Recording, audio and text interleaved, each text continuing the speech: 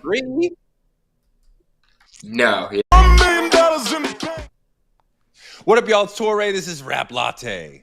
And I am King Green. These are deeper conversations about hip hop. And we got Jeremy in the house. What's popping, Jeremy? Man, I feel good. It feels good to be here. I was sipping on my vanilla latte earlier. Now we got the rap latte. It's gonna be a great day. No complaints. Beautiful, beautiful. Oh wait, let me clean up one little housekeeping thing from last week, Green, because I was making a mistake. And mnemonic devices are incredibly important to helping us remember the world correctly. And I kept calling him mal, like maladjusted or malnutritious. And it's actually mal, like grand mal seizure. So I just made that mnemonic device and see the nigga like having a seizure. And now I won't forget that it's actually mal. So You just have to bring up ball real quick. no, I just Damn, had well, to you let throw you me in know the that I fire right thought away. about that. That's all right. Oh, wait, we're going from one person you got beef with to the biggest person you got beef with. And Drake's cryptic message that he dropped yesterday talking about his next chapter and saying, yo, his next chapter is going to make us uneasy or make somebody uneasy. I don't know who he was directing that at. Like as a Canadian, Jeremy, let us know. What is he talking about? This is Canadian cryptics. As a big fan of Canadian linguistics, I can decode this for you. I believe that this may be Drake saying he's gonna be vulnerable. I don't necessarily have any insider information to He's gonna back that, but what I he's would gonna do hope, what? be vulnerable on his Okay. album and actually be honest with his situation. Now, this is maybe more optimistic thinking than it is any sort of understanding of what's actually going through that man's brain. But what I would love to see on his next solo album, which I actually am excited for, is for him to actually strip down the ego a little bit, and no ayahuasca needed, but just strip down the ego a little bit and talk about what he's been through. Like, what was it like to be on top of the world and then have to deal with some of the world turning on you, some of your friends turning on you, losing this battle, dealing with your public We would image. love. I don't want to talk for Toure. I would talked love about that. I love that idea. I would love that. But Toure, you feel like this nigga's gonna do that shit? No, I don't think he's going to do that, but I think that's a fantastic idea. Like you're saying, talk about your life the way you normally do, but like make it about your actual stage life. And like, this is what happened. And everybody abandoned me. And then Kendrick attacked me and the world is laughing at me. It would put him in a sympathetic light to talk about it from his perspective and how it hurt to see the world like turn against him. Yeah, I would love.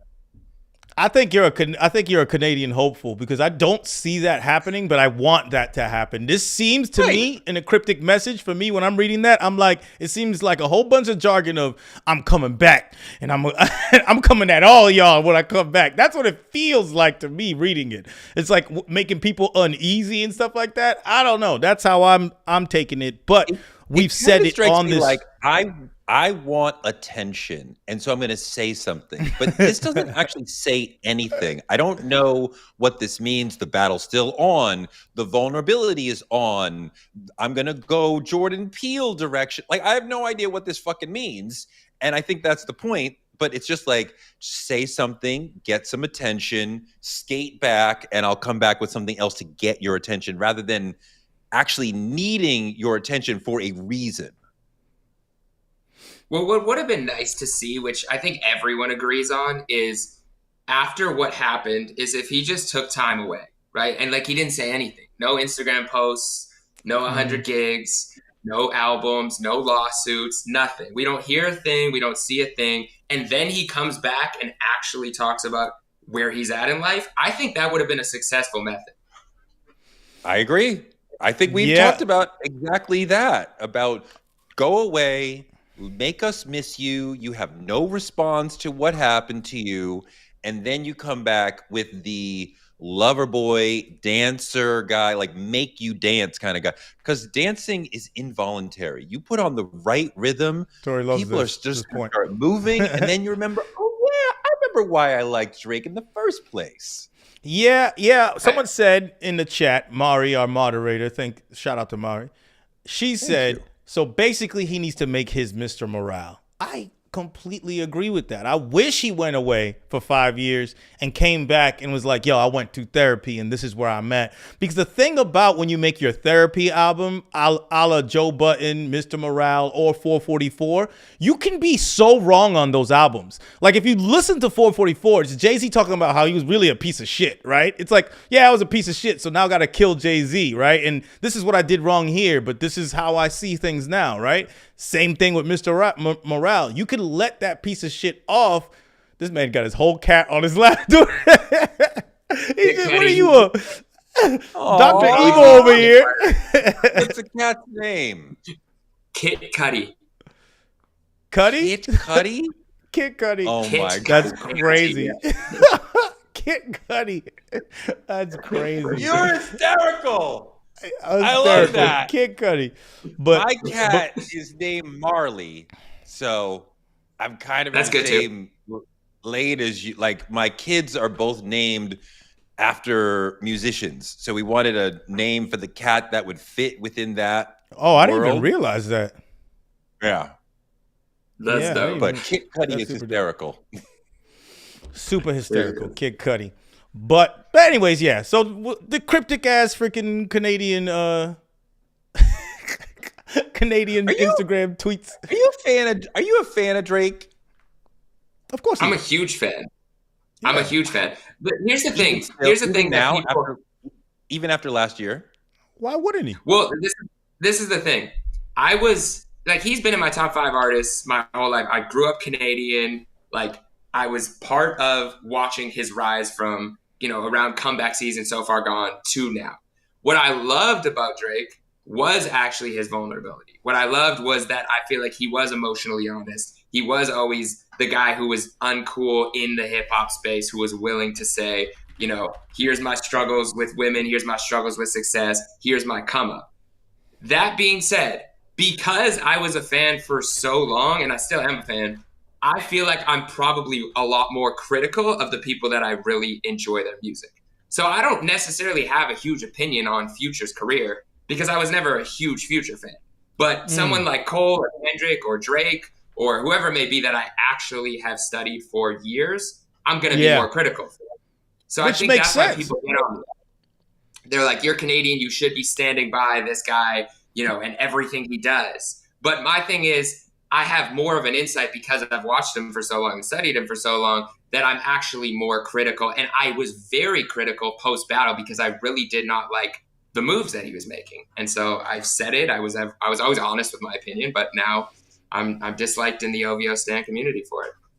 How the OVO stan community? How was the experience of going through the battle for you? I assume, as a reasonable person, you were like, my guy is losing. My guy is getting destroyed. Oh my God, my guy got freaking nuclear obliterated.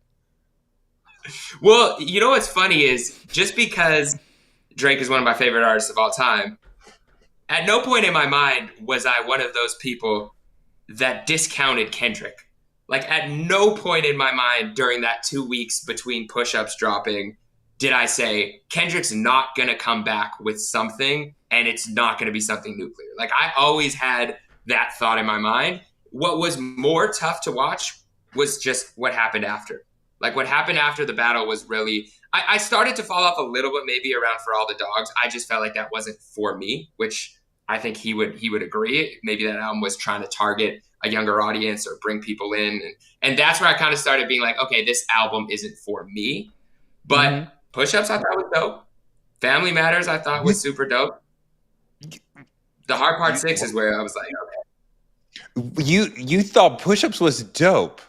You thought Push-Ups was dope relative to what Kendrick was coming with in the battle.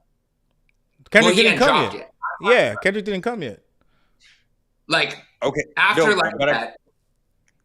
Go ahead. After like that, once we heard Push-Ups, I was like, this is a solid reply.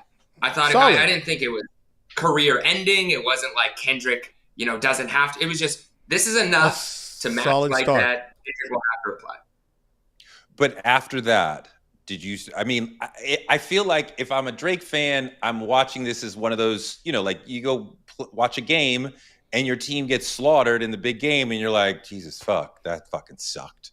Like, is that how it was for you? No, because I wasn't that type of Drake fan during the battle either. Like I would say a few years since Drake's been my guy. Like I would say the last time I was there was pre. Okay, so like Up to Nothing was the same, absolutely. Scorpion, I was disappointed during the push-up battle. But Scorpion was enough of a comeback for me to be like, okay, all right, we're still here. We're still around. But since Scorpion, I haven't loved anything. I really liked Certified Lover Boy. I liked Her Loss. But I think the last few years made me not like so much of a champion that I'm like sitting there like, oh my God, what's happening? I'm just watching in awe more than I am disappointed. So what's the last great Drake album to you? Scorpion. Great? Yeah. Let me pull up the discography. I think I would probably say Views. Nothing Was the Same. If You're Reading This is great. Nothing Was the Same is great. And I would maybe say Views is the last great album. But at the time I had it at maybe like Good to Great. This kind of tracks with what Green has been saying about he's really still coasting on the songs that were huge from Views and Scorpion in that era. And the last 4 albums really haven't really contributed to the commercial heat that we saw from him 5 to 8 years ago. He's still killing on streaming because of the older joints. I think it's a 4-album fall off at this point. I mean, More Life had some hits. It's just it was what it was. It was a playlist, right? And then Scorpion was just so long. It was just two sides. That could have been a really great album had it been, Elliot Wilson makes his versions of albums that are like he'll cut half the album. If it was cut half, I think that's a great album. I do that too. If I think there's songs, I just cut it all half, and this is the album that it should be. That's why sometimes I don't be hating on albums, because I'm like, my version's fire. Like my version I got the shit I listen to got 8 tracks. All 8 of these tracks is crazy. So I don't know what we talking about right now. That's what you should focus on. What do you think? His last great album? Say it again. What do you think his last great album is? If You're Reading This Is Too Late was the last great album to me, and the only one to me that would have been like classic and crazy. It's just that when I, as an MC, found out that he didn't write these things, it threw it off for me. I wish Drake came into this thing the same way Ye did and said like, look, I collaborate, and I would have known off top, and my perception would have been different. That's just me as an MC. If that's just, that's the culture within us and lyricism and how we talk. Even songwriters, if I'm in a session and I'm writing with somebody, you just know when certain things is. And I'm in a session and I'm a rapper and I'm writing a verse.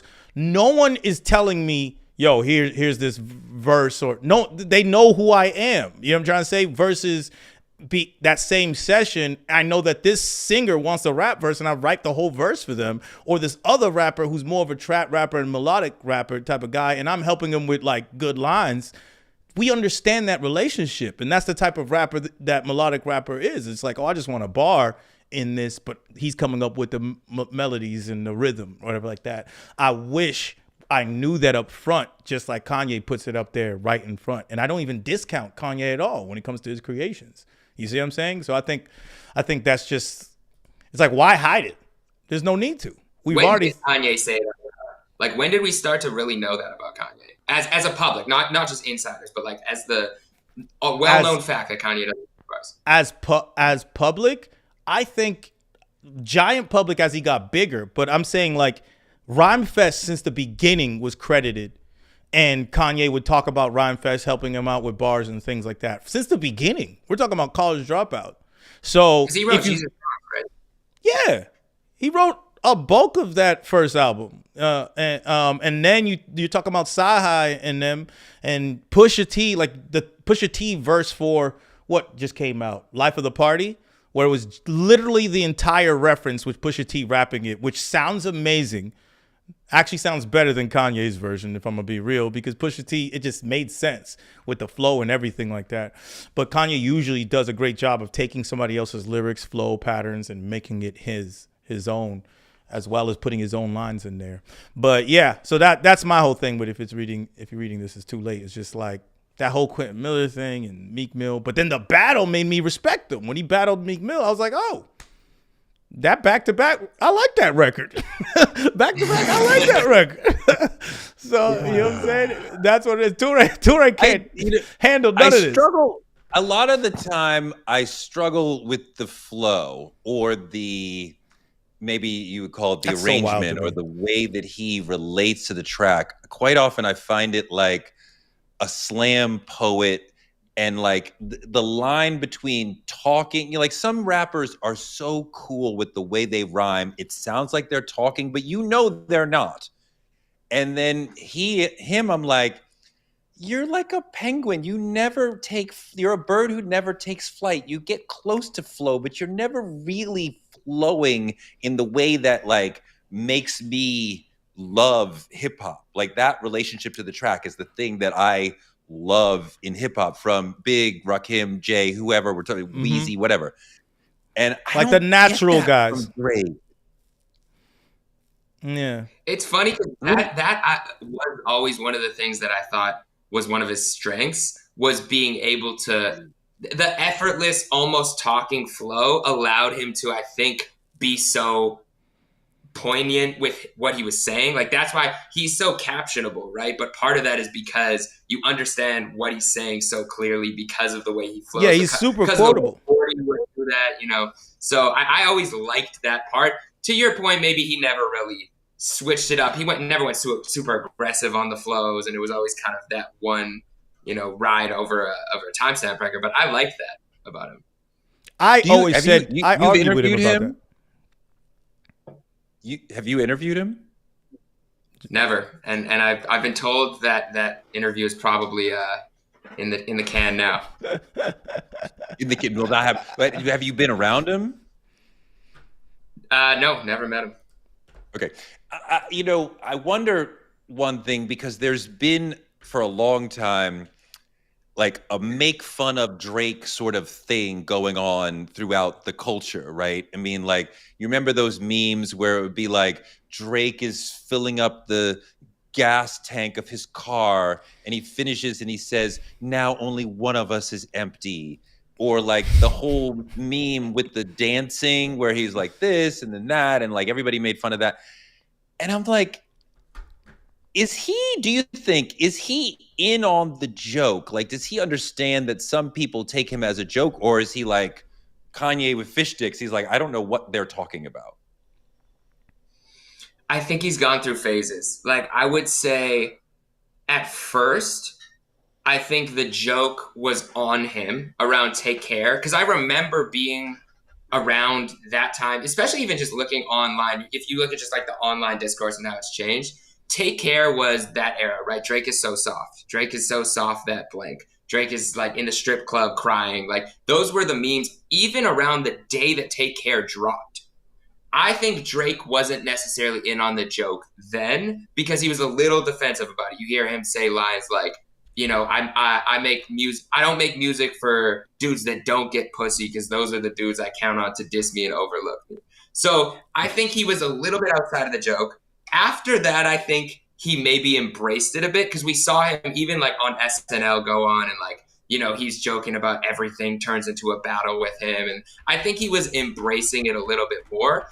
And he's always been inside culture in terms of understanding memes, understanding what people are talking about, which to me is why this was so disappointing on the new album, because it seemed like he couldn't read the room at all. And since the battle, I felt like he hasn't been able to read the room. To someone who I thought was very strategic and very understanding and very like noticing of what's going on, for him now to be so outside the loop just kind of almost blows my mind. Like, how do you go from that to this? Well, to that point, why is your man suing? Which in some people's minds, that is more detrimental to his image long term than the battle. Hey, I'm not taking responsibility for Yeah, he said your boy, he put him on you. Even on Back to Back, he says you got bodied by a singing nigga. That's being a part of the joke and understanding your place. Yeah. And that was such a great line because it's like, you want to frame me as this. I'm going to take that and be like, you just got bodied by a singing nigga. Love that line. Back to Back, love that record. But the whole thing with the lawsuit, what it seems like though, unfortunately, I think masses wise, people forget, man. And I'm realizing that a lot, that people just forget. Like, there's going to be like people in our chat, people who watch us, people like TOURE. TOURE's never going to forget, and TOURE's going to be, but he's always not like Drake, right? But I'm talking about the middle ground. They're going to forget even about the lawsuit, man. They're not going to care if slaps come. If slaps comes, it's over. People are bumping this Nokia record off that last album. People are bumping that indie sounding one off the last Drake album. So things cut through still with Drake. It's like, if he comes with slaps, he could go right back into the space that he was before. Not in the same place in culture, but same place. Let me ask you, hold on, Green. Let me ask you something, because I feel like I'm gonna make an analogy. To be a successful comedian, the audience kind of has to like you. Like, if you tell a joke, we laugh. Part of what we laugh is that we like you, right? Like, people who are evil, they're never going to make you laugh. Do I have to like the artist at least somewhat to receive the slap? Or can you just make me like that slap was so hard I didn't like him, but I fuck with him anyway? If that was true, people wouldn't be listening to Kanye still. People like, I think people's relationship to music is different than people's relationship with celebrity and comedy. Comedy, you're so right about, like, we know the character before he gets on stage. After you know somebody even more, you like it even better. That relationship is like, make me laugh now. Just like Josh Johnson said on the interview we did with him, he says the difference is that I could play the same song over and over again and people enjoy that. He can't say the same joke over and over again. If he says the same joke for 30 minutes, people are not going to like it. So there's an emotional response that's completely different when it comes to music than it does. Music, people act like music is just some side shit. Music is so important to the human experience because when you hear it, when you hear a song and you're like, what the fuck is that? And you have to have it, and you have to have the song, you have to find it. You download it right away. Whenever that's happened in your life, think about how intense it is that you need to listen to that song. That doesn't happen with a joke. I don't need to like this person. I don't care about who that human being is that made this song that I might hear a song in Target, so many SKUs, from Drake, and I'm like, this beat and this verse is so hard. I have to get it. Shazam that joint. Now I'm bumping it, and whoa, damn! I'm like, oh, damn, that's Drake. I mean, you see what I'm saying? There are Drake songs that I like, and even while I was like, I don't like him, I like these records. So yeah, you can break through. Jeremy, what do you think? I think it depends on your relationship with the artist, like, and what they did for you in your life. For example, there's certain artists that I would say, if I've grown with them over time and I've built what I feel like is a bond between the music and myself, maybe not between the person and myself, but I connect deeply to their music, who they are does matter to some degree. For example, that's why Kanye has been so disappointing over the years. Like, there's been, I joke that I'm in an abusive relationship with Kanye's music because there's been so many times over the course of the years where I've been so hurt by somebody who I've, not connected with like that, but connected with musically. When he said, when he threw on the red hat, when he said slavery was a choice, when he went on his anti-Semitic rants, his most recent stuff was the line for me. I finally drew a line personally where I'm like, I don't care to listen to Bully whenever it drops, and I'm just not going to. But there were so many other times where he did things that were also inflammatory enough that I was stepped away for a bit and then stepped back. But to somebody who I've never really connected with, if a song's good, a song's good. And maybe there's music listeners who also aren't as in-depth as us because we are, music heads and care so deeply about this. The average person probably can like a slap if it sounds good and not really care much more. I think that's the average person. Let's get some super chats real quick. We got a couple. If you guys want to talk to us, hit us with the super chat. See what I'm talking about? Our boy's next move is making child abduction music. This dude, Ariel Smoke, just be going at this. He always be going at him. Screwface. Screwface says, shout out to Screwface.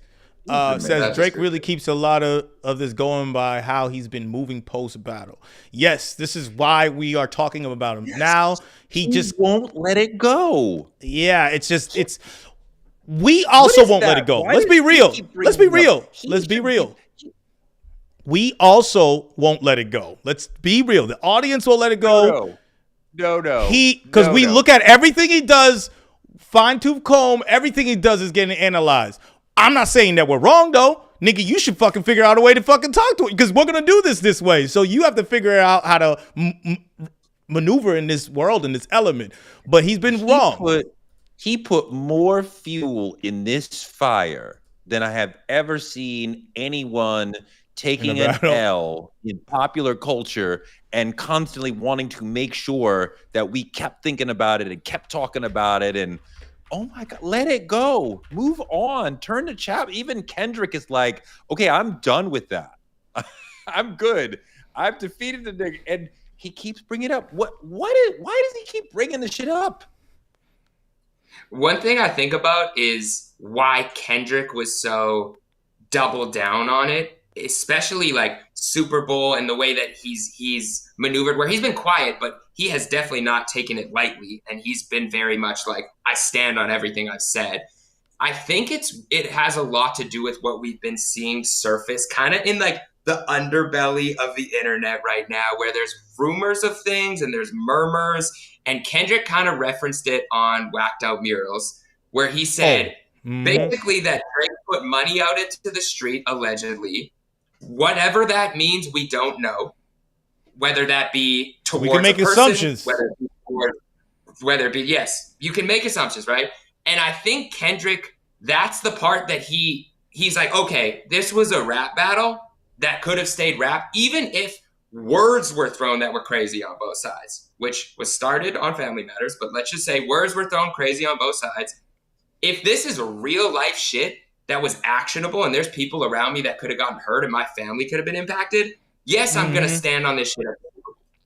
Yes, I will continue. That's what we said when we did our whole walkthrough. I said he's just reading it out in English for me as a rapper, as a lyricist. He said it in plain sight to me. However you guys want him to do it, we're going to say allegedly. But that nigga said there was money in the streets. Money in the streets doesn't mean you're trying to get information on me. That's not what money in the streets means. Like, that's just not how people use that statement.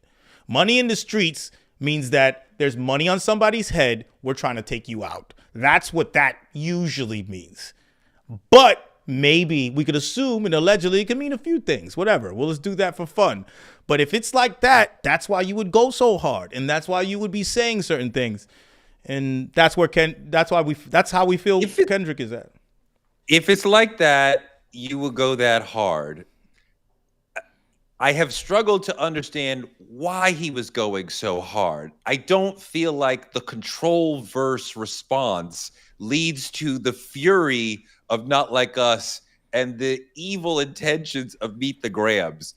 And I think it's somewhere between what you're talking about with money on the street and the way that this guy talks to other people's girls and wives, tries to sleep with them, does sleep with them. And he doesn't have to sleep with Kendrick's wife for Kendrick to be super offended that, like, you freaking tried to talk to so-and-so's woman and da-da-da-da. And we, like that shit to me, I'm like, that is probably bigger in this. And the reason why all these other people were like, because it was kind of weird that like I don't think Kendrick came in there and was like, yo, don't be talking to her like that, bro. Like, I don't know if that's really, I don't know if he's the saver in that situation. I think he would see the character of the man and from that action, right? Because he's super Family Guy. and that would hurt him or offend him, and then he would go on the crusade. But go I ahead, think he Jeremy. was. I think Go ahead. something had to happen. Like something had to. There's something that we do not know that happened in that time period between them doing Poetic Justice and going on tour on the Club Paradise tour and now, because it doesn't add up fully to me. And I did like a 35-minute video on TikTok about like every single subliminal, every single interview, like every single thing that's been said. So I've gone and looked at it, and I've had people give me some insider information, but I don't know what's true and what's not. But I do think something happened between them that Kendrick was like, oh, this is who you are. Okay, all right, bet. And I don't know what that thing is. I could agree with that general statement. It's like, I think you saw somebody and be like, oh, I thought you were this person, but this is actually who you are. And it could be a double cross thing, or it could have been like, oh, even just like your character in general, like the one that you're playing, like I just don't fuck with the fact that you're doing that. That could be a thing. What Kendrick is one, but this was a 20v1. Why do we have half the world who worked with him?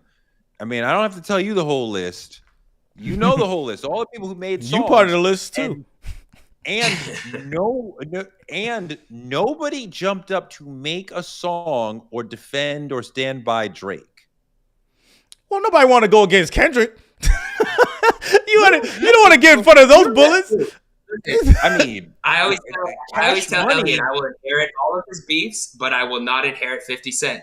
So Kendrick was the 50 Cent to all these rappers in the booth. No one wants to inherit that. Nobody wanted that, man. I'm gonna say that nobody wanted that, and the people who could handle Kendrick or would want to do something like that, Kendrick, are either cool with him or they have no dog in the fight, right? So it's like there's nobody in that space wanted anything with that whole battle. Why is half the world leaping up to attack Drake? Because they don't all truly share Kendrick's shit. So there's I think what you said is true about the other people. I think what you said is true about the other niggas, like the whole being on top, the girls, the money stuff, the deals that he's able to get that other rappers are not going to get. There's hate, there's jealousy, there's actual controversy. And jealousy is there when all the guys in this conversation are wealthy? How jealous what are you they? talking about? You know these people. You know celebrities. You know artists. Well, let's be real here. Like we all know artists and celebrities. These niggas are all alpha, think they're the best, and are highly jealous and envious of other people. They just compare to each other all the time. They're all messing with the same people on so many levels. Business wise, you're working with the same people. Personal lives, you're around the same people. It's gonna happen. There's gonna be jealousy, envy, and negativity between these type of people with that type of perspective, especially in a culture where, like you said, 90% of the songs is about how I'm the shit. You all can't be number one. Like that dynamic exists permanently throughout the time that hip hop was making a lot of money for people. Yeah. This 20v1, this never happened to Jay-Z. It never happened to anybody who was super high up except Drake. I think there's a plot. Accountability. Yeah. Like no matter what, if this many people are going at you, you did something wrong to some of them or a group of them, or there could be a pattern. Like I think in any human scenario, you saw something like that. But I think, yes, when women get involved, that's usually one thing that people take very seriously, or people get their feelings hurt or their jealousy. Feelings hurt. Money and women's usually what people argue about. And I'm saying, he's got to take accountability. Like you said, 20v1. It's like everybody mad at me in the room. I must have done some shit. Like I must have did something. Like if everybody's out of the room. But I do think that that what they're mad about might not be something that we think is honorable on either side. We don't know. So it is what it is. You know how these niggas is, man. That's all I'm trying to say. I heard a story, and I don't have a timeline on this. I don't know what tour this was on, but I heard a story, and just take this for what it is, that Drake was touring, and he's in LA, And this is after there had been some subliminal shots back and forth. So they had been going at it back and forth. They hadn't been talking. Like, this is post Poetic Justice, post going on tour together. Drake's on tour in LA, has a show. Kendrick pulls up backstage with, he's Kendrick. So he just daps up security. They let him pass. Kendrick and his entourage pull up backstage, go up to Drake, and Kendrick asks Drake, yo, do we have an issue? Or is this just some rap shit? Right, And this is post-Control. This is post-Control. This is post them tour. Do we have an issue, or is this just some rap shit? And apparently Drake told him, the same way that Drake is so good at doing, no, man, I love you, bro. Like, we're good. You're one of the greats. Like, I respect you. This is we got no issue, no problem here. Like, I respect your pen. Like, you're what, who knows what was actually said, but some degree of respect was shown. And Kendrick said, okay, cool, and walks out. Now, I don't know the timeline on that. So I don't know when that was and what happened after, or if there was more shots thrown after, or if something was done behind the scenes. But to me, that story, if true, does add up to the fact that Kendrick was like, okay, it's just all fake. So let's go with the raps then. If that's the way you're saying, and then you continue to throw shots or you did some shit, like, let's keep it a rap. I'm here. I'm trying to be the best. And then it got personal during the battle. I wonder, I see something in, like, remember like the John Hughes movies of the 80s and the high school movies of the 90s? Sometimes they would have this character that would be like the foreign exchange student, and like stipulated a lot of times this was like anti-Asian racism as a way to make jokes at their expense. But sometimes it was European, right? The American Pie movies, it was a European girl. But like the person who comes from another culture and they're always just like a step behind everybody and they don't fully understand the jokes. And we think about the response to the Control verse, the Tupac AI song, the line, you're always rapping like you try to get the slaves freed. And you're like, you're the foreign exchange student of hip hop. You kind of don't fully understand the game and the joke and the culture. You get most of it, but you're kind of a little missing some of it because you're not really from this school. Like, do you see that? I mean, being a Canadian foreign exchange student in LA, I get the for sure. He's like, yes, that's right. There is a little bit of that. And I guess it showed during the battle and post-battle.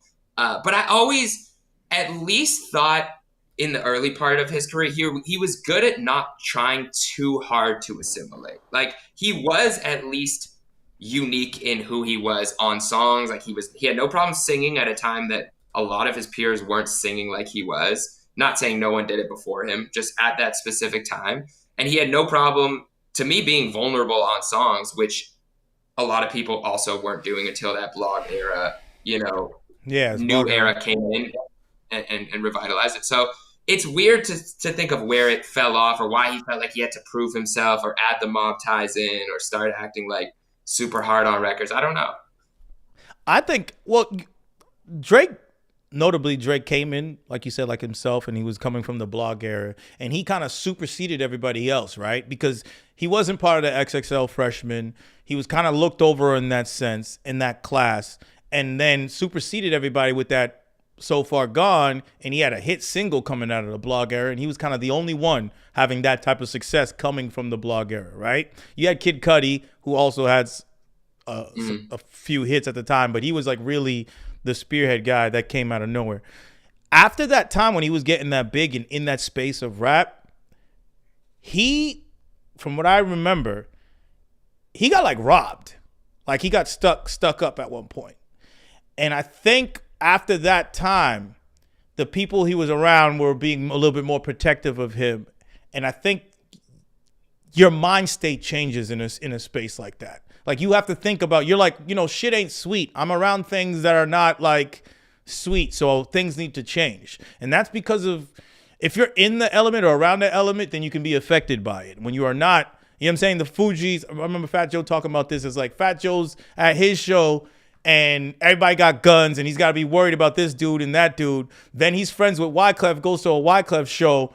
Ain't no guns, so many people, everybody having fun. And because it's both hip hop shows, the Fugees and Fat Joe, but it's a different setting and it's a different element at those places, right? So I think that changes. So we got to be understanding of that these worlds that everybody lives in are so different. And when things get messed around, what you understand and what you don't understand and how you interact with certain people, like that LA politics shit is some real shit over there. The difference of how that works in LA versus how it works in Chicago, how it works in Miami, how it works in Atlanta and New York is like night and day.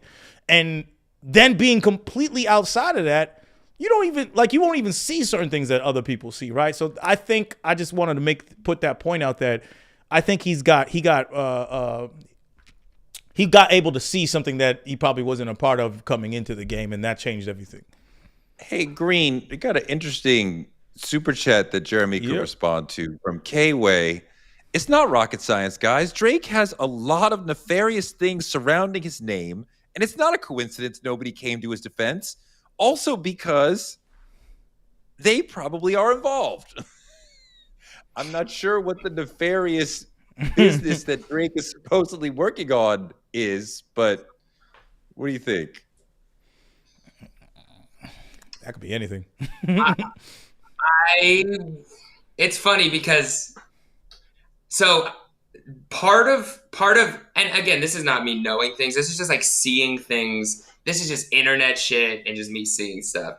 Part of the reason why I distanced myself from being a big Drake fan was starting to see patterns of things online and not wanting to be associated with, like, I was like, damn, if these things add up properly, that's not somebody that I want to support. And so you know, people get it, Kendrick, for piecing the dots together on some of these things, but he wasn't the first person to do that. He just was the first person to do it and make it into a hit song. On record. Yeah. On a record. So I think there was kind of rumor, and I will be clear, a lot of the stuff that's nefarious, quote unquote, about Drake, there are a lot of other rappers, some just as if not more successful than Drake, who you could probably pin similar things on, if not other things that are worse. So I don't want to isolate Drake and that's another point I want to make, because people were like getting at me when I was on The Bigger Picture, and I was talking about how I feel like Drake has isolated a lot of his female fan base over the course of the years by things he said, or whether it be like putting all the women in the battles, or, you know, taking a shot at Megan Thee Stallion, or whatever it may be that isolated some of his older female fan base. I'm not saying that Drake is the spearhead of misogyny in hip hop, or that misogyny didn't exist before Drake, or, you know, I joked, I've heard Big Pimpin', you know, I've heard I've heard hip hop. So I'm not putting all of this on Drake, but if we're looking at him as the biggest commercial artist in the world, I think that some of those things probably did play a part as to why people didn't come to his defense, and why Kendrick kind of kept teasing, like, I have more on you, and why Drake probably stopped. Like, to me, the reason that Drake put out The Heart Part 6 was because of Kendrick's lines, "The rabbit hole gets deeper, I promise." And I don't think Drake wanted to showcase the world in the way that Kendrick can with storytelling ability and flows and lyrics and hooks. I don't think Drake wanted to go there where Kendrick laid out the rest of the pieces, because there's 2 to 3 lanes that he could have gone. And true or not, if Kendrick paints that picture, there's more of a rabbit hole that Drake did not want to deal with. 2 to 3 lanes being what?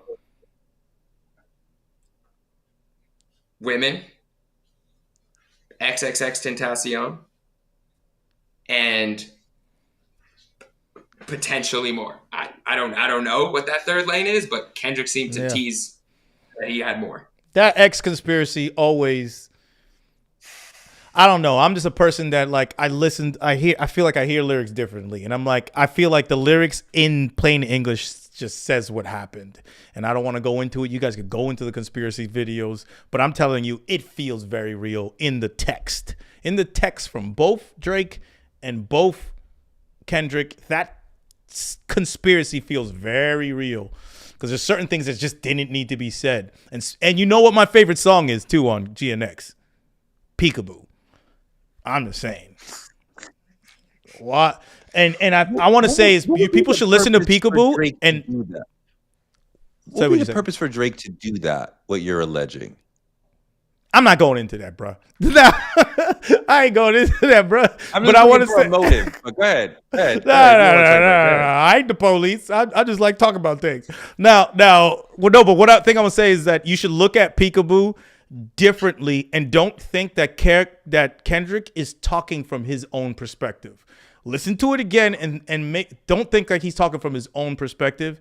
And that shit's going to sound differently. That's I just want to tell everybody in the chat. We got 600 people in here, which please like this video right now, guys. And make sure you subscribe to Rap Latte. But anyways, we can move on from this part of the discussion. But I just said look at it and listen to it from a different perspective, that it's not him saying it. But the one thing I want to is there anything we want to do to cap this Drake conversation? You have any other questions for Jeremy on the Drake specific? Because we speculated nicely on this album. This is the longest that I've been nice in talking about Drake because Jeremy's so respectful in the way he discusses Drake. So I wanted to be hospitable. Hey, they already hated it up over there. No matter what I say, there's a portion of the internet that despises me. I even got a shot from Drake's shooter, allegedly. Chubbs, or I'll say his cohort, Drake's cohort Chubbs on Instagram, and I'm like, what did I do? Do I really do that much to hate on Drake, or am I think I'm talking honestly whenever I'm speaking. So, but that's okay. We can move on.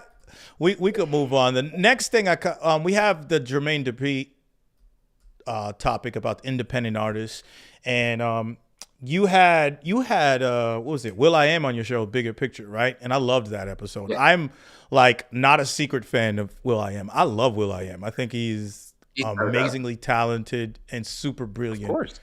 Big fan of will.i.am. And he is a person that understands mainstream versus independence. Do you know about the tweet that Jermaine Dupri tweeted, Jeremy? Yeah.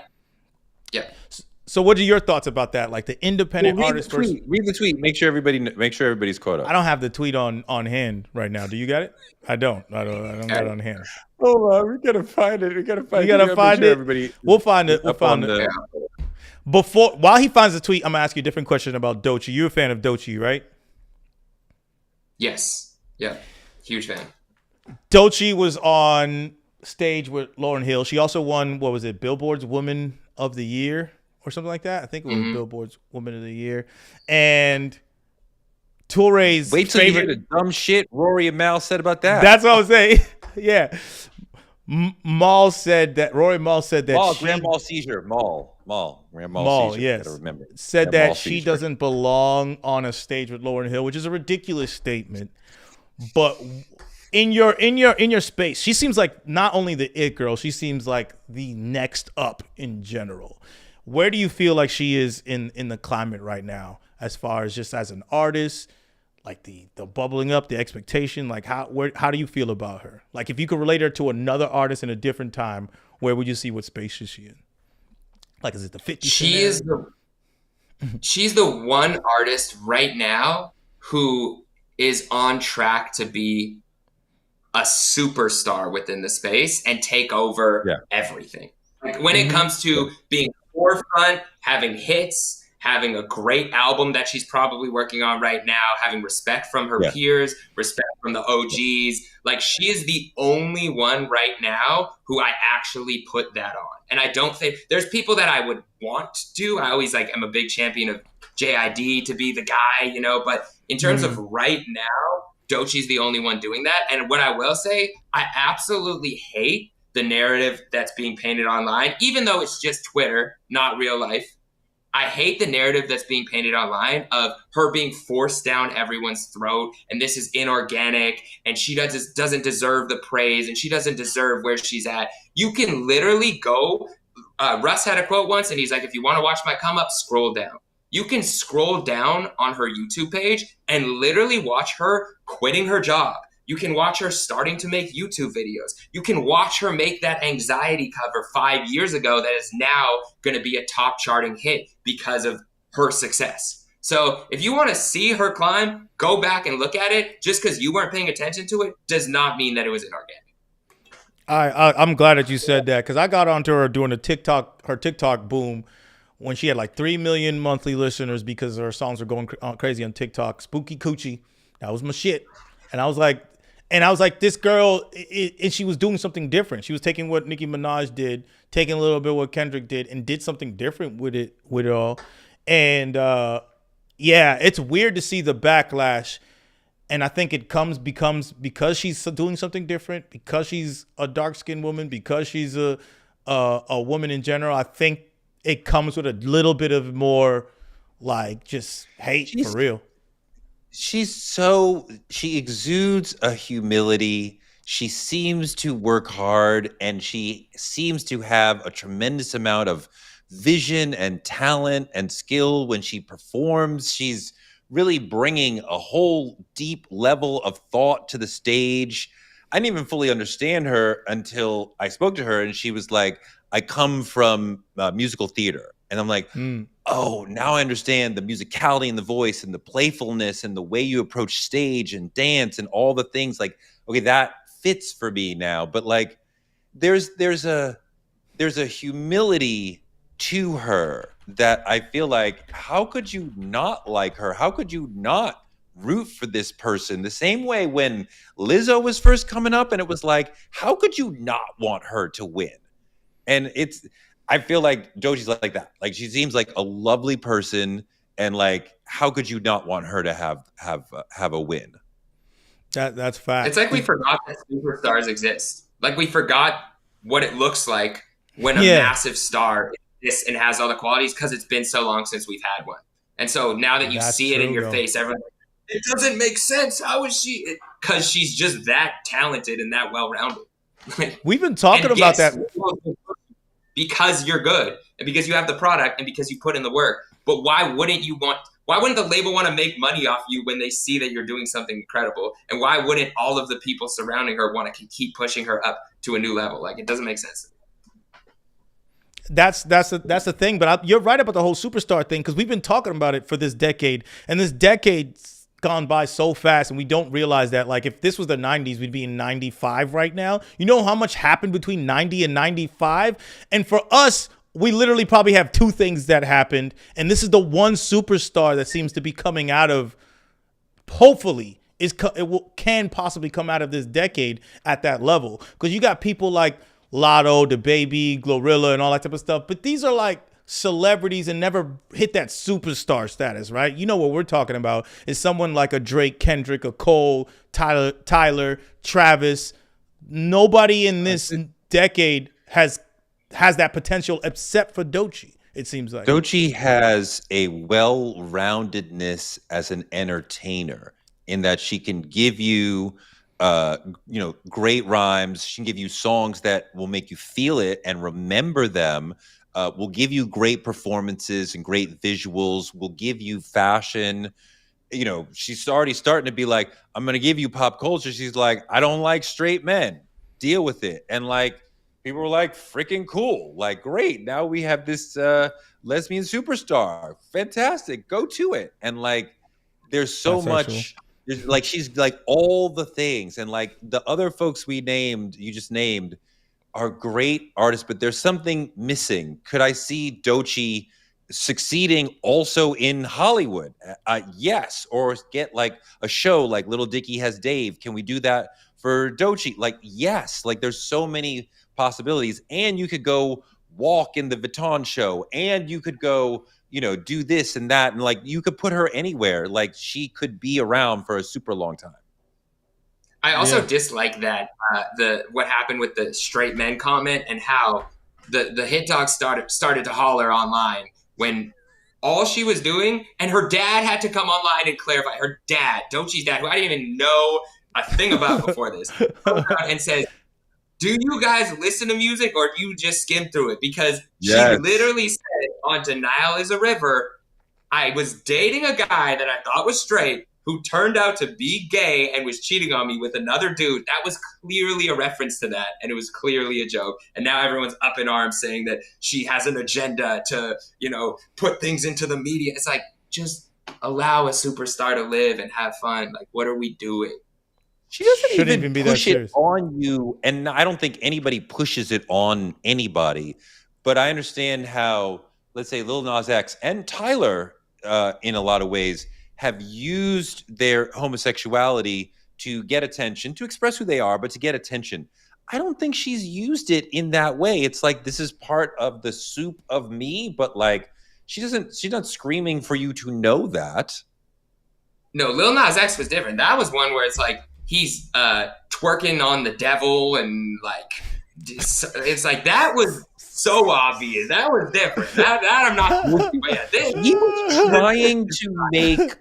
I think he was trying to make straight people uncomfortable, and I don't know that we've seen somebody come out and be openly gay and trying to make straight people uncomfortable in that way in a long time. I don't know. True. We got some super chats in this bit. I got one that we missed. Tweet when you're ready. Drake wasn't even the best from his city, too. Many people told him that lie. I can make two right now. I can name two right now. Chaos and Socrates. They produce, write, and sing better melodies. I liked Chaos, but I like Chaos. But he didn't do it, Drake. Yeah, I don't know if I agree with that at all about Drake not being Drake's Drake. Like, let's stop playing around with that. Yeah.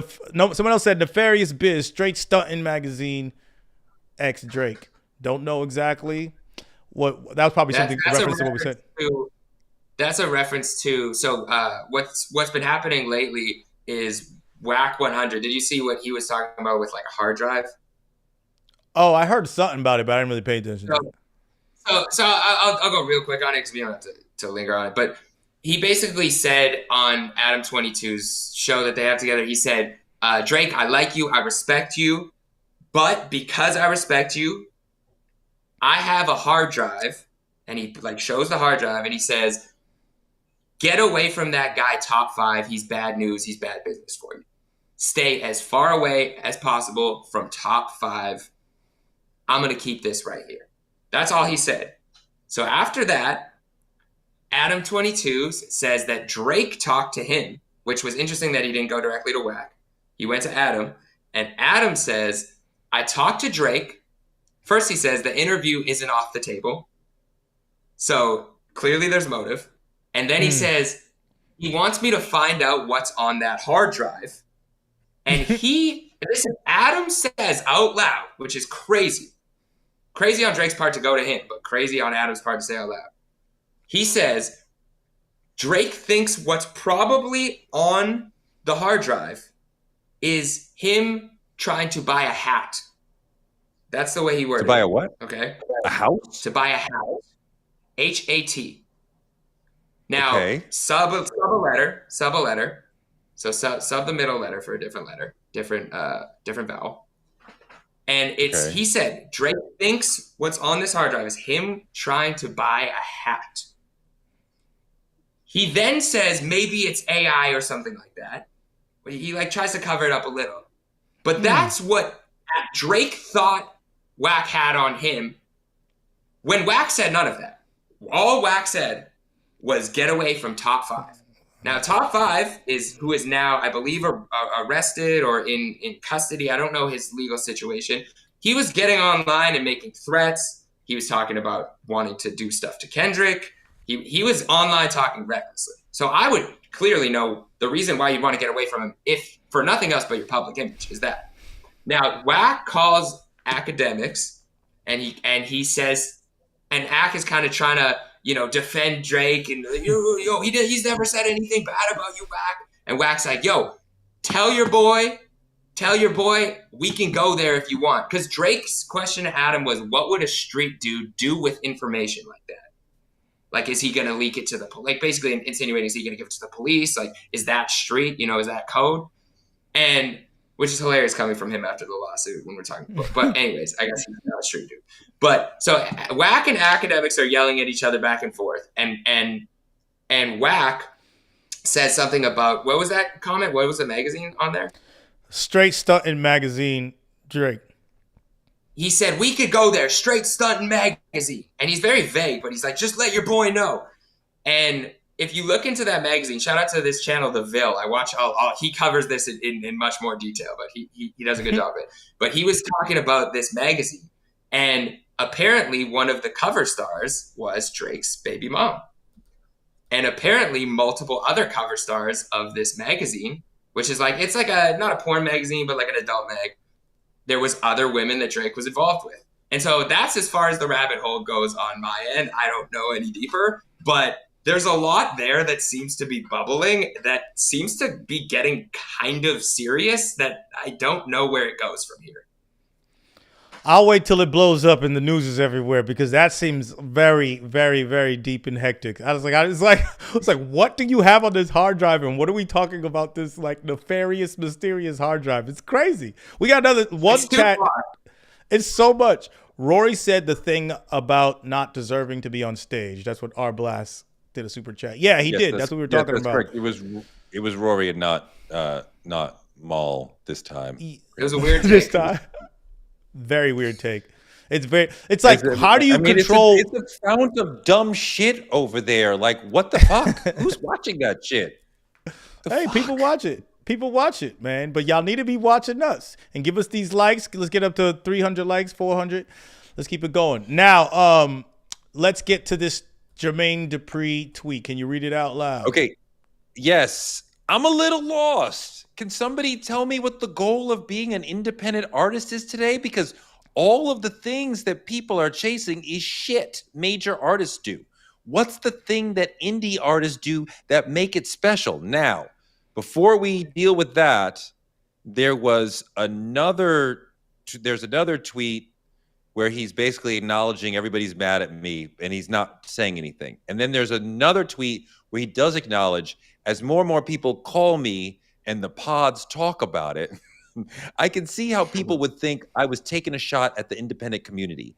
I decided to address it with information I'm sure most of y'all don't have about me in that space, so y'all can clearly see that wasn't my intention. And then that's all I have. That seems to be not the end, but I don't know. He posted a video in reply to Joe's podcast, Rory and Maul, and the bigger picture thing that was said on there. And basically what his it was a well put together video, but what he was doing was showcasing his hand in the independent world over the course of his career. So he talked about putting out a project with Currency independently, and Currency had the lead there. He talked about putting out Lotto technically independently through So Def when he put up all the money and they did a single deal. And then he talked about going independently for, I believe it was a soundtrack where he owned all the masters, owned all the rights. So I think he was trying to showcase, like, I've done both. I have experience in both. And the way he tried to clarify was, I'm asking a question. I'm simply curious. I actually want to know the answer. What do you guys think is the benefit of being independent? I think that's a weird take to have about being independent. Like, yo, I've done both, when you've like raised yourself through the major label system. It's not the same when you do a movie soundtrack by yourself and then say it's independent. How'd you get the movie soundtrack? like we got to be real about what independence is and what major is. And I think that a lot of times with old school major artists, and especially bigger major artists, they look at the game from that perspective. They look from the top down and they can't see from the ground up. And what I mean by that is, like, if you come in the game, I got signed to a major label, Drake's label, Republic Records. The same time, I love saying this, the same time that The Weeknd got signed, me and my band. So we're there. We meet the head of Republic Records. And first thing he says is, your name's stupid, you should change it. And what was the name? What was your name? Red, Gold, Green. But with no vowels. We didn't change it. But so he said that, and then we talked about how because how it's going to be presented to the masses, right? Because they sent us to the radio, see what the radio's doing.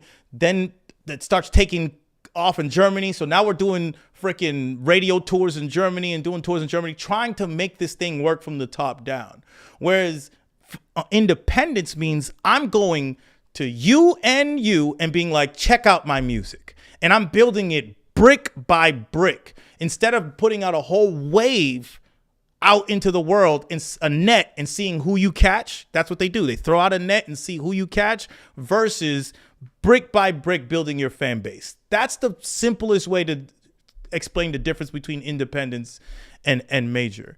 And if you don't know, if you didn't build something brick by brick, like building your fan base all the way up, like Wiz Khalifa did, like during the blog era, or like a lot of these blog artists have done, or how people even do through social media nowadays, where they're building and finding these fan base and getting them to come to their shows, sell these hard tickets. That is completely different business than the major record label business, right?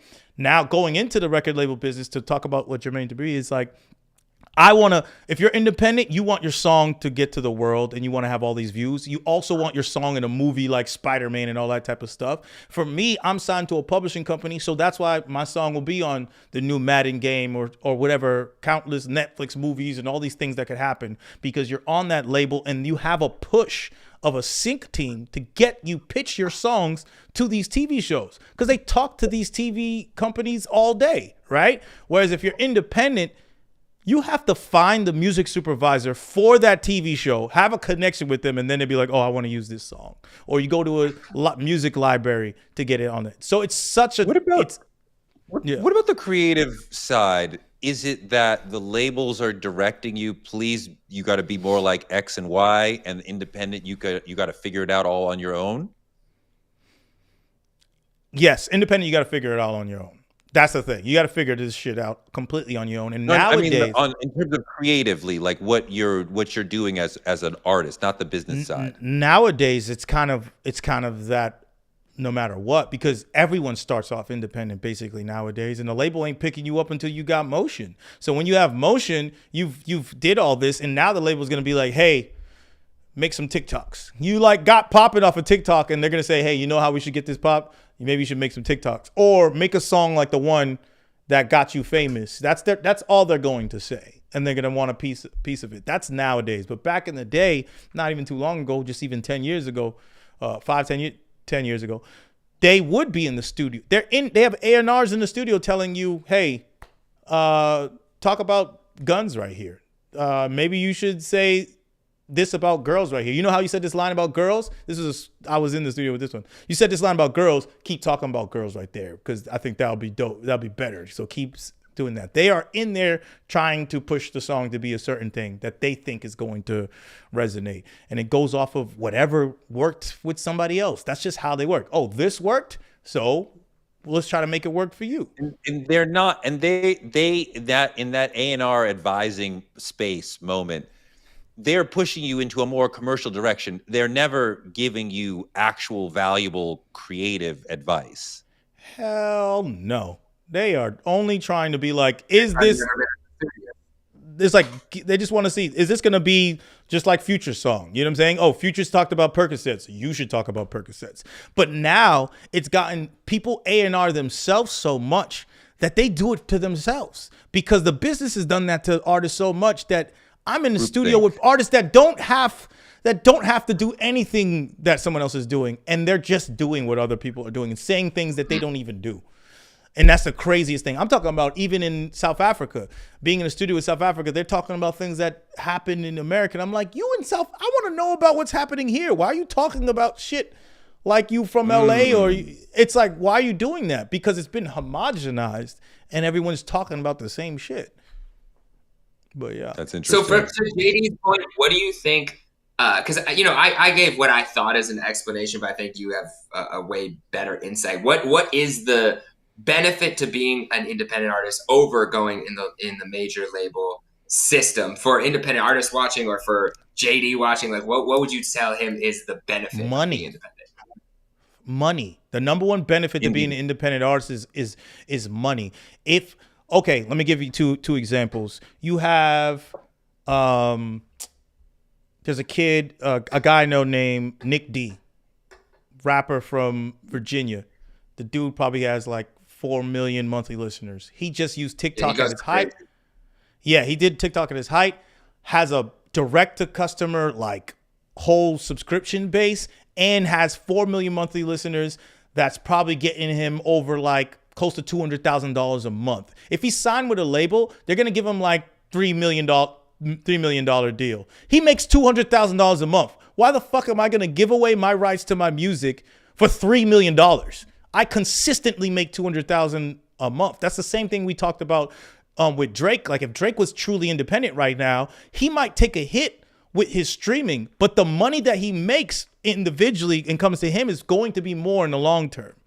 And especially because you have ownership of that. So independence with success means you should never even think about a label.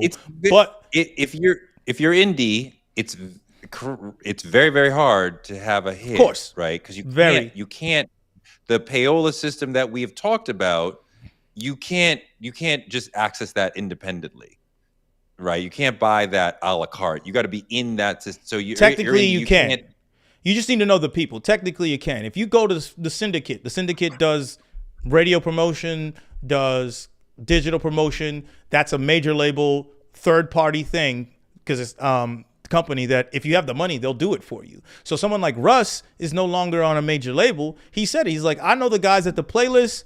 I know if I feel like a song can go for radio, I have the bag to push it towards the radio. Boom, here's $200,000 to someone like the syndicate, and they push the record, and he's got it. So if you have the connections, independence, if you have the connections and the motion, independence makes more sense. But it's so hard to get motion, and major labels can find a way to get you motion, like the kid 4 Bats.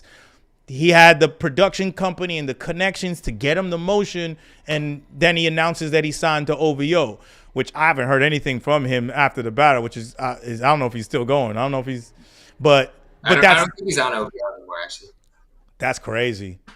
I don't quote me on that. I thought I heard that, but yeah. So you either use the major label for the motion, which they can't even guarantee. Major labels can't guarantee motion. Or you try to get motion yourself and you can't guarantee that you get motion. It could take you 1 day to get motion or 10 years. So it's up to you what you decide to do, you know? Yeah, I think it's one of those things where it is about knowing yourself, what your needs are and what you have around you at your disposal. Because, for example, like I work a lot with independent artists. Not super closely, but in terms of I host an open mic every week and we see a lot of independent artists come up. And then whenever somebody is really talented or really good, I'll try to connect them with as many people as I can. But it's the music is one part, right? Having good music, having something that could be a hit, something that could travel, a song, a project, whatever it may be. And that most people don't have. So we're already knocking. If this was a job application thing, you're already like automatically knocking a bunch of people. You don't got the degree. Like first you need your degree, right? First you need your bachelor's. Wait, I want to turn the ship a little bit and address something that we talked a little bit about yesterday. Secondarily, I'm going to ask you for your personal opinion, but first I want you to give me your read of the community opinion, the general hip hop cultural opinion. Who do you think, in your opinion, who do most knowledgeable hip hop fans think of as the #1 MC of all time right now? Right now. Are we going age bracket or just general? Just right now, in general, right now. No, you mean age brackets of fans. No, I mean like the amalgam of all real hip hop heads. Real hip? Oh, we're only counting real hip hop heads now? What does that even mean? I mean, like people. Great question. I mean, people who care about hip hop, not casuals who dip in and out, but people who are like, this is my culture. Got you. Okay. I think people who are in it and care and watch what's going on closely, Kendrick is number one right now in terms not of all time, not of today, of all time. All time. I would say a lot of people have that opinion. Now, Jay-Z still is going to be on most people's, lists. If you're talking about, if you caveat all time, Jay-Z is going to be on a lot of people's lists, right? I think you'd be surprised at how many people. No, I think you'd be surprised at how many people have Kendrick Lamar right now. No, but the first person he said is Kendrick. Most would still be Jay-Z.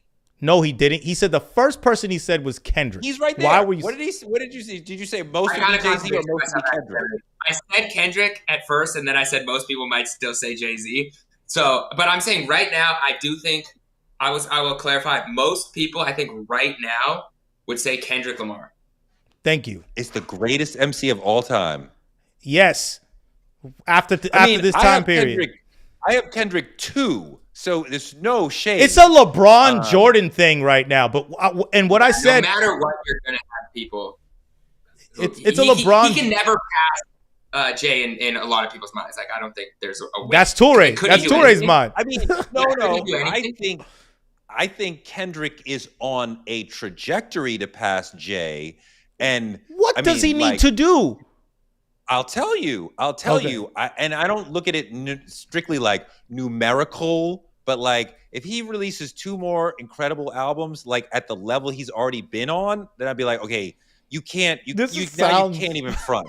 One more might get there, but 2 more you can't even front. It has to be that guy, which is kind of like where some people are with LeBron right now. Like, yeah, like you have to give it to him now. You can't cling to Jordan. Like Jordan people are coming over to LeBron because of the longevity and the longevity of excellence of Kendrick. We're doing a poll again. 1, 2, 3 more years. It'd be like you can't even front now. You have to come off of the Jay-Z opinion. But I was news to me because I felt like not even that long ago that it was a difficult argument to include Kendrick top 5.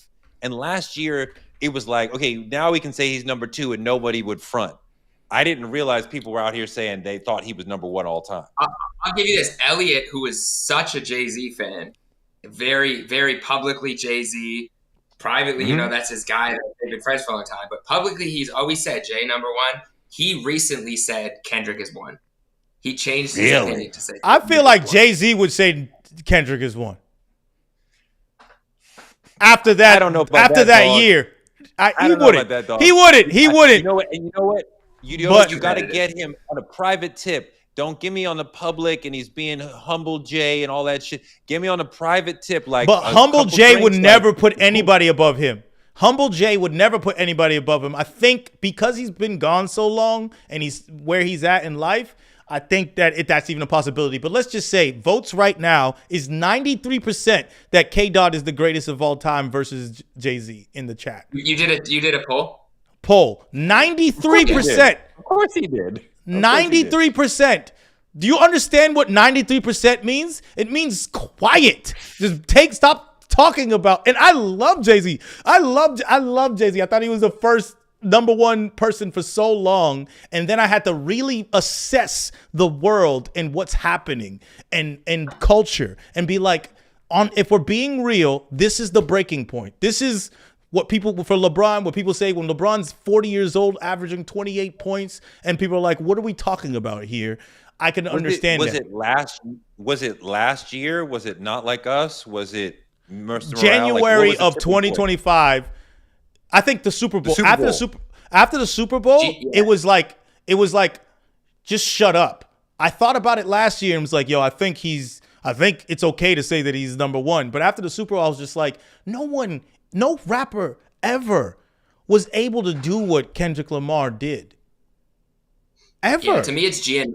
Once GNX, because the battle was so telling, right? And it was like, as an MC, you never want to get in the ring with this guy. Like that was like a clear shift and divide in hip hop. Cool. He's on top in that battle, but I still was waiting to see what he would do afterwards. And once he had GNX and it was so good and so well received, and he was able to still like have hits on there and still rap at a high level and do some like whacked out murals and reincarnation. Like once he did that, I was like, I don't know that there's that much of a combo. And I will say, like, in terms of what was hard for people before was the time, right? They're like, he hasn't been in it long enough. That was always people's, Right. you know, let's wait and see. But I was always willing to put him at least in the top 5 because of Big's catalog, right? Like, no one has any problem with Biggie, and I don't either, in one of the greatest of all time, and he had 2 albums. So when Kendrick dropped him, 3, okay. 2 and a pop. But let's be real. But let's also be real about the untimely passing of Pac. Life After Death is a double album. That doesn't count. Now that doesn't count, TOURE. Let's be real. Saying the amount of output. The amount of output is not just the amount of 24 albums. Songs. Is albums. I'm saying, like, albums are album. Fuck you! Don't give me that fucking sigh. Fuck you. Fuck you. But an album is an album. You can't on here talking about Biggie have more verses than Andre 3000 for his career. So fuck you. He did say that shit, and he said that Mickey Fax sent me the breakdown of how many verses he had, like the actual number. It was like 150 verses to 170 verses. I was like, that's crazy. And he did a live about that today. I got a notification on that as we gotta have him back on. But anyways, to cut this off and to go what Jeremy was talking about, and he said GNX and everything that happened. But I'm saying the untimely deaths of Biggie and Pac added something to their legendary status. We have to agree and understand that. That's not they deserve it, but that creates a certain element of untouchableness when someone passes because it's cemented. Your career's over, and we have to look at it for what it is. And we look at the career and we go, this is great. Look at how great they are, and it's cemented. When someone's alive, their career's not over. So you can't be like, sometimes it's hard to give them that living legend status because you're like, they're still doing it. But aren't you saying that they are penalized by having a frozen career as far as Biggie will I'm not saying Biggie will never have more than I'm not saying that they're penalized. Worth of material. Go on. No, the material thing is something that Jeremy brought up and people bring up, and I think that's completely irrelevant. If someone makes one, like Lauryn Hill with one album, so what are we talking about? Yes. Like, what are we like? Come on.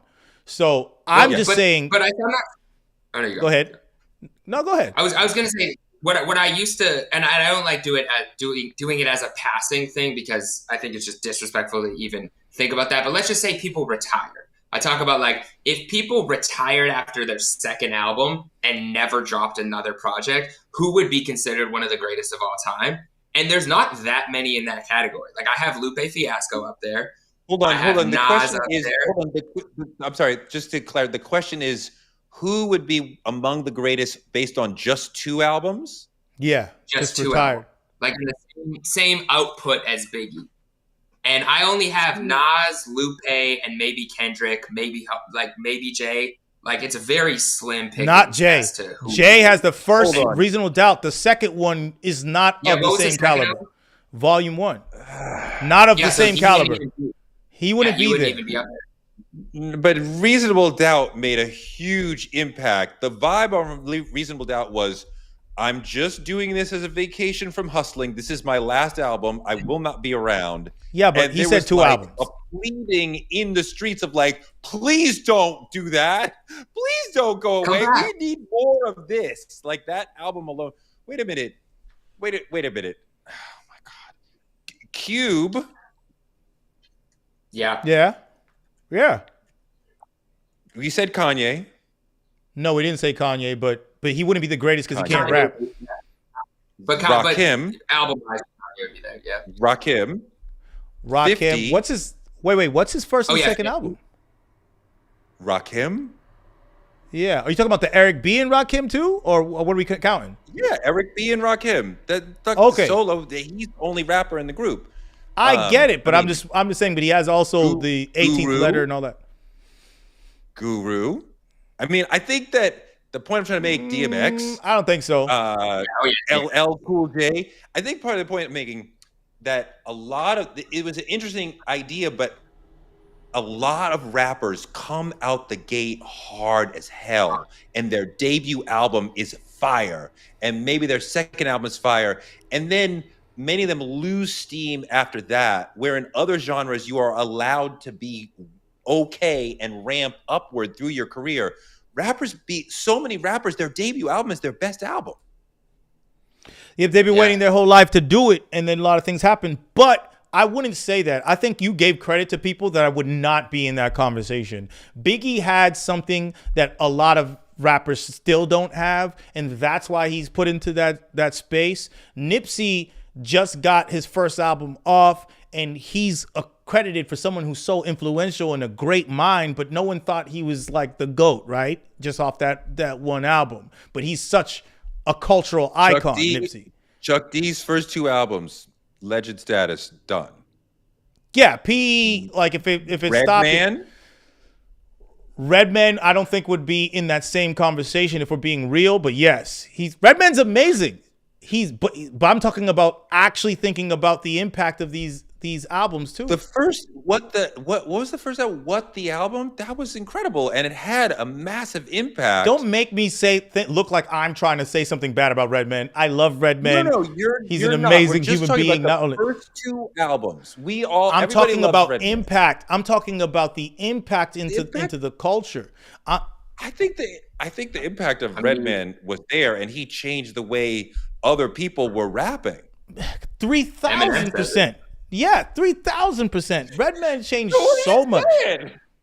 No, so much. But I'm talking about also not only impact. Sometimes a rapper impacts more other rappers more than he impacts the culture. Is what I'm trying to say. Sure. Like how people are listening to it. So Redman impacted impacted rappers greatly. Like he changed so much shit. But let's talk about this though, because doing the 2 album things I think is not good. I think if we take Kendrick and Jay-Z, because that's the question, the poll's still at 89%. So it's already done. I don't even know why we're talking about this. I have momentum. You convinced. Yeah, you went up. You went up. Swing in my direction. Go back. From all that talking you was doing, so you're doing work. No, let's say this. If Jay-Z said, I'm never making an album, he's retiring right now, and Kendrick says, I'm never making an album, retiring right now, today, Kendrick is the GOAT. Who has more classics? I don't know. Let's count them out. Let's count them out. Reasonable Doubt, Volume 2, Blueprint, Black Album. Yeah, that's what we're doing. Is that what we're talking about? No, Black Album? I thought he meant songs though. If you start to go into songs, no, albums. Black Album, and what's at that? 444. I only give him 5. Did you say Blueprint? Yeah. American Gangster. Nigga, what's wrong with you? American Gangster is not a classic. It's great, but it's not a classic. Latest albums. What are you talking about? I gotta ask another poll. Another poll. We gotta do another poll. Jeremy, what do you think? You think that's a classic? I think it's a classic. I didn't grow up on Jay, so I had to go back. But even listening back, I thought it was a classic. But I would have those the same. So you had 6, right? You had Black Album? Yes. You count Watch the Throne? I didn't count Watch the Throne because that's a double album. 2 people. If we did, I think Watch the Throne is a classic. Too. Yeah, Watch the Throne is a classic. Album. I understand that it's a co-album, but it's a Jay-Z album. No, you can't count that. No. Album mode with Kanye, made an album. The shit is incredible. Like, no, he fucking raps on half the fucking album. No, what are you talking about? I don't give it. So only an official solo album, even though he has guests on it, like. That's just weird, nigga. Like this is an incredible album full of songs. 57%. So let's see. Okay, is American Gangster a classic? Right now, you're losing that. 67% say no. Wow. Wait, you said Volume 3? I did not put Volume 3. That's not a classic. You said Volume 2. You did Volume 2. 2. Yeah, with Annie on that joint. Yeah. TOURE, so I guess to your point earlier, what Kendrick has to do technically, if we're going by this as part of the argument, is because he has Good Kid, Mad City, To Pimp a Butterfly, all his albums. You going Mr. Morale classic? Kendrick has no bad albums. Jay-Z does have bad albums. Has like 6 or 7 of bad albums. Yes, but I don't. But does he need to do 2 more? Like, does he need to LeBron? No, he does. No, he does not. That's ridiculous. For me, yes, but I don't look at it numerically. Like, he has 5 albums, classic. He has 6, so he wins. Like if you're talking about 1 versus 3, like that's a low. But like 5, 6 classics, like you are a legend of the game. And I would start to look at other things. Like I wouldn't say he has 6 rings and he has 5 rings. So he's like, that's too ridiculous for me. Both these guys have incredible They both have discographies. 5 classics. Other things. They both have 5 classics, 5 to 6 classics. That's what we counted. Either Jay-Z has 1 more, but this nigga has 5, and it's all his albums. It's about the same, yeah. But he's never missed. They both have I understand that. They both have longevity. They both have recorded a ton. They've done everything, battles and sweet songs and the street life. They come. You're too much of a fan. You can't really think of you're not objective with this conversation, man. I'm hearing it now. It just sounds like I'm a fan. I'm a fan. I'm a fan. I'm a fan. I'm a fan. No, both of these guys are similar. Like when you were saying when we did the verses yesterday, you're like, you got to be in the same lane, and they are in the same lane as like lyricists who come from a street hood background and like want to talk about that, but also want to talk about their lives. And they both have grown over time. Sometimes I'm critical of MCs who keep rapping about the same thing over and over and over. These guys have allowed themselves to grow as human beings and be seen as artists who are like maturing through their lives. That has been really interesting on both their parts. They're very similar careers, and there's a similar amount of extraordinary output. It becomes very hard to split the atom between these two people at this point. For me, I don't. For you, yeah, I get it. I used to be where you were at fucking damn Mr. Morale time. I'm like, oh, he just needs to keep going because I still think he hasn't made a bad album. So he just needs to keep going, and then he could be really in that conversation. But after the battle in GNX, which has my favorite song of all time, Peekaboo, what has my favorite fucking song? Your number one. That's like, I'm dead ass. That's my number one Kendrick Lamar song now. Like everybody needs to fucking take a whole chill pill, chill out, because that song is crazy. People be like, it's not cerebral enough. Y'all don't listen to what I'm listening to with that song. But anyways, Peekaboo. After this album and just continuous greatness, it's like I just have to be like, yo. And I rap. I still rap. It's like I'm older than this nigga. I look at this nigga and I'm like, no one's done this shit. You can't be like, wow, I can't lie. I'm not a liar. It's like I look at this nigga, I'm like, you know what? No one's ever did this shit ever in the history of culture. Nigga has a Pulitzer. Like, go fuck yourself. Like, nigga, like what else does he need to do at this point? That's how I feel like I'm talking about LeBron. Like, it's like, what else does he need to do? No, it's very similar. It's a very similar. Very similar. It is similar. It is similar. It's a tough. We'll get you one day. We're gonna get. No, I mean, I think you will, because Kendrick is active and because he is still at his creative zenith and seems to be getting smarter and better. Right? He's still on a creative upward slope. So I mean, like, last year I was like, this guy is rapidly moving upward, and at some point I did a whole video about, like, I had to redo my top 5 because Kendrick had one of the greatest, maybe the greatest year an MC has ever had, and we have to respond to that. I will never be like these sports reporter guys, analyst guys who are like, I thought this at the beginning of the season, and I still think that. And I'm like, you get new information, you change your opinion. As Kendrick continues to have an amazing career, eventually, and maybe 1 to 2 albums away, I will say, yes, you are the greatest. I agree with Elliot now. You are the guy. And I see him moving upward in my mind and my spirit, but he's not number 1 yet. And maybe it's hard for me because like, I'm so wrapped up in Jay-Z. In a way, I am. This was the guy throughout my life who was number 1. That's how I feel about Jordan. That's how I feel about Jordan. Like, I don't put LeBron as the GOAT. But I know that the Jordan choice is 300% more an emotional choice than anything like logical. I understand someone's logic when they say that LeBron is the GOAT. Jordan choice is emotional and not logical. I understand that my Jordan choice is really emotional, more so than logical. Because yes, all I can say is that he has 6 rings. That's all I can say, really. That's all you really can say. Is that that's a point.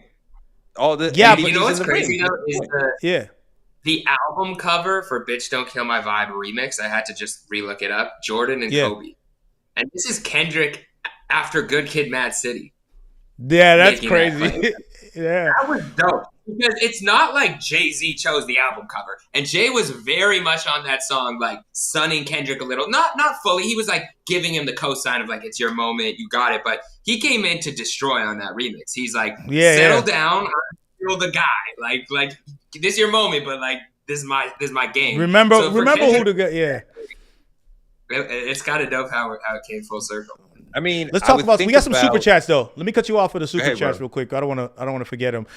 We had LVAP that said XXX telling people that Drake stole his flow, sharing Korn lookalike of Drakey, and telling on IG Live he gets killed. Drake did it. Sue me or whatever. He's going into that conspiracy. I'm not going to say everything. Yeah, and then people underestimate Kendrick's ability to connect with his audience as well. As a 12-plus year Dot fan who has grown with his music, the guy practically saved my life, like how people talk about Cudi. I agree with that there's an emotional connection with Kendrick at a deeper level than I would say most Jay-Z fans, where we feel Jay-Z fans was like the same thing with Jordan, where it's like, that's the coolest guy in the room, and we love that cool guy. That's the connection you have with Jay-Z, whereas Kendrick is more of a, he saved my life. That's how his big fans are like. You know what I'm saying? It's a big difference. You want to be Jay-Z, you don't necessarily want to be Kendrick, but Kendrick speaks to you so clearly that you feel like you know him. Exactly. Screwface come through again because that's the guy. And Screw, I had your shirt on last episode again. I'm shot it out. Jay is my GOAT, but he don't have a body bag like Dot got on Drake. That goes far in my book, especially after Ether. So Dot might have taken the crown. So that is definitely true. Like Jay definitely lost that battle. You know, let's put it this way though, because I think we would all agree that there's nobody. If Kendrick was going to battle anybody who's active, Kendrick would be the obvious massive favorite against everybody. Mm-hmm. But if he was going to battle Jay-Z, you'd be like, I'm not sure who's going to win that. What are you talking about? Kendrick's whopping Jay-Z out of here. What are you talking about? Dog. He lost. Jay-Z lost to Nas. No, dog. Oh, no. My God. This dude. First of all, let's do this poll real. We did this poll because they asked for it. They asked for an age poll, and the Gen X is 27% watching this. Millennials 54%. Zoomers 16%, and Boomers is 4%. So most people are millennials. Boomers is 4% in here. We got some Boomers in this bit. And how many was the Zoomers? Zoomers is 16%. So Gen X and Zoomer basically make up the millennials, but this is mostly millennials in here. So, and I think like them. So we all. You're a millennial. Beautiful. Yeah, Beautiful. Yeah. So here's the thing, though. I'm doing the Jay-Z thing before we head out, because we're probably gonna have to head out in a second. But I'm gonna do this Jay-Z poll because I think that's a crazy statement for someone who publicly lost the biggest battle and then someone who won the biggest battle ever. I don't know why you would say that. Jeremy, what do you think about that? Jay-Z versus Kendrick. I said I think Jay would be a little bit. Jay should be a little bit scared in that battle, especially right now. If we're talking about Kendrick at this moment, I don't think there's a single rapper in the world, and there's some incredible rappers in the world that shouldn't be a little bit frightened to step in the ring with Kendrick. He's already proved it. It's like we saw a psychopath dissect and destroy a human being like in front of the whole world. Like, you know, the thing that you said, your comparison of the battles is an interesting sort of lack of nuance sort of comparison, because Kendrick destroyed Drake. It wasn't even close. Jay-Z and Nas is not a destruction, and Jay and Nas are both lyricists. Drake is not a lyricist on the level of Kendrick. These are not comparable situations. Jay, if you want to say Jay lost, he went into a tough battle with the best opponent possible in the world at that moment and lost a close one.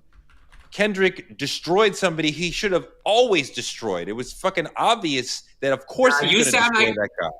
That's how a Drake fan would say this battle went too. Drake went against the best lyricist in the world and had a close battle and came away with a loss. That's how they would describe it.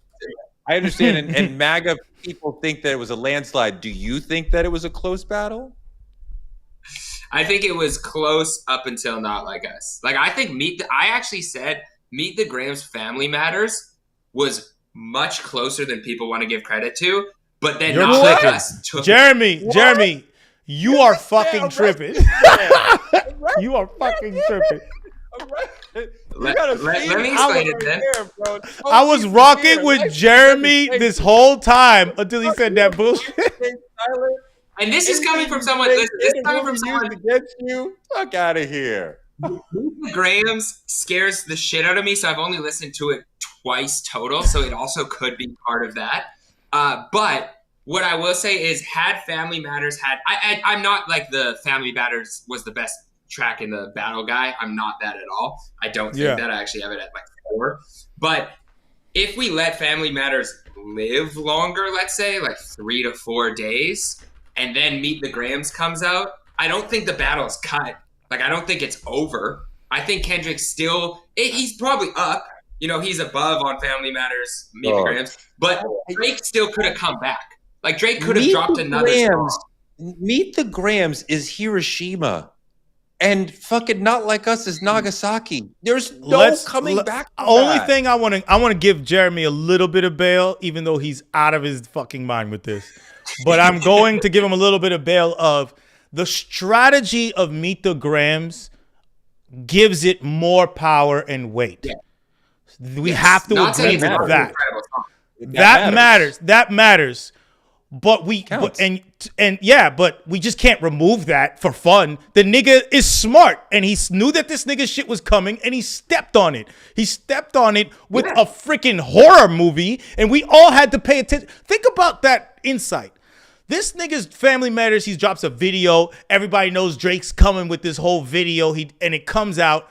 First of all, he has like 3 verses about other niggas and has 1 little verse about Kendrick. So it's not really a good battle song. It's just with that record. That was the biggest problem. So when people say that's the best battle record, it means nothing in a real battle. He says he said his shoes are small and said that, and then made some claims about his family. No, now let's think about that. You drop Family Matters, and then I drop Meet the Grams while everyone's paying attention in the entire world. Let's be real. It was over. It wasn't over, but it was like we all felt that blow. It doesn't matter what side you were on. I saw academics crying listening to Meet the Grams. Everyone felt that blow. We were all like, "Oh my lord!" Meet the Grams was evil. Meet the Grams was evil. He dropped. I don't even like talking about it. I feel uncomfortable. If you say it 3 times, that nigga might come out. You know, he took the boogie. See, this is what I'm saying. Meet the Grams is the greatest diss song of all time because you don't even want to hear it again. Yeah. I personally think that's like craziest diss song of all time. But after it is that, for sure the most psychotic. It is for sure the most psychotic. Like, that made me realize, like, if any rapper listens to Meet the Grams and wants to go up even as a sub against Kendrick, they are psychotic as well. I remember I remember putting this song on. Somebody called me and was like, "Yo, he dropped." Like, what? No, that's crazy. No, he dropped. And as soon as the music came on, and he said, "Dear Adonis," and I stopped it. Like, you're evil, dog. Oh my God. And like having children and understanding that you're talking to my children over my head. Oh my God.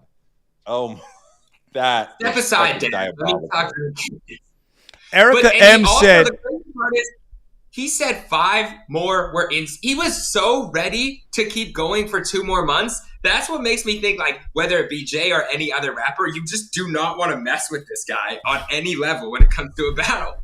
He wasn't even done. He wasn't done, and that's what I loved about it. Showed his process too, when it came to, like, people thought, oh, Kendrick takes so long. Kendrick ruminates. Kendrick is in constant process. This is his journaling. So writing songs for him is like, oh, you want me to write songs about this? This is easy. I'm going to battle you for 5 months. Like, because I write songs every day. 10 songs in a day. Something like that. And they're all fucking, the 5 we've heard, they're all incredible. Like, the level of consistency at an elite level is unbelievable. Correct. Very much. Let's do last super chat. Erica M said, I went to bed sick. Wait. I wanted to do the super chat, but I was going to get to, I want Jeremy's top 5 before he gets out of here. We can do that after the super chat. Let's get it out of here. Yeah, I went to bed sick. I went to bed sick and woke up scared to open my laptop. That's what Erica M said about Meet the Grams. Like, that's how we felt. And then we forgot about it. With Not Like Us, he completely made us forget everything about that song. It's like made us dance, and we was good. But anyway, so let's think about these top 5. Your personal. This is his personal favorites. Yeah. I'm right. Drake, number 1. Drake, Dylon, and Drake. Cardinal Official, Drake, Chaos. Don't hate. You know what's funny? I haven't thought about my list in so long. My favorite rapper of all time is Big Sean. Oh, and that's my personal favorite rapper of all time. True. Okay. I Underrated. Tyler has climbed to number 2 on my favorite list of all time. That's a dope pick. I have Kendrick at 3, and then I have Drake and Cole at 4 or 5. Okay, so you really in the millennial bag in the blog. Yeah, class. wow. I fuck with. Well, it's so funny because it's like I know what my list looks like if I'm talking like the objective top 5 MCs of all time. That's a different list for me. That's a different list. But personal favorites, yeah. No, I mean, like, these are all people, with the exception of Drake, who are going to make you feel what they're talking about, right? So, I mean, I love Sean. There's so many little Sean lines and little bits that I'm like, oh, that was dope. He seems like he just never quite gets the break he needs to, like, really explode. Yeah.